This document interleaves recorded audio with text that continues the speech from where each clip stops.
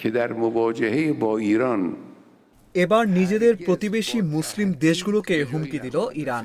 আমেরিকার যে কোনো হামলায় সমর্থন এবং নিজেদের ঘাঁটি ব্যবহার করতে দেওয়া হলেই তা শত্রুপক্ষের হয়ে কাজ করা হবে বলে বিবেচনা করবে ইরান। সোমবার মধ্যপ্রাচ্যের ৬ মুসলিম দেশকে উদ্দেশ্য করে এই সতর্কতা জারি করে নোটিশ দিয়েছে দেশটি। সেই ৬ দেশের তালিকায় রয়েছে ইরাক, কুয়েত, সংযুক্ত আরব আমিরাত, কাতার, তুরস্ক ও বাহরাইন। নোটিশে বলা হয় এমন করলে সে অনুযায়ী পদক্ষেপ নেওয়া হবে। ইরানের ওপর মার্কিন হামলায় যে কোনো সমর্থন শত্রুতামূলক আচরণ হিসেবে বিবেচিত হবে, যার মধ্যে হামলার সময় মার্কিন সামরিক বাহিনী কর্তৃক তাদের আকাশসীমা বা ভূখণ্ড ব্যবহার করাও অন্তর্ভুক্ত।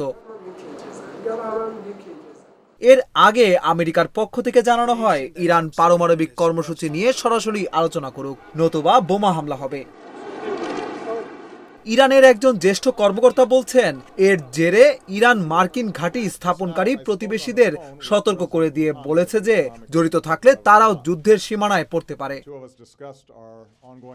গাজা ও লেবাননে প্রকাশ্যে যুদ্ধ, ইয়েমেনে সামরিক হামলা, সিরিয়ায় নেতৃত্ব পরিবর্তন এবং ইসরায়েল ইরান হামলা পাল্টা হামলার পর ইরানের বিরুদ্ধে ট্রাম্পের সামরিক পদক্ষেপের সতর্কতা ইতিমধ্যে এই অঞ্চল জুড়ে উত্তেজনা সৃষ্টি করেছে।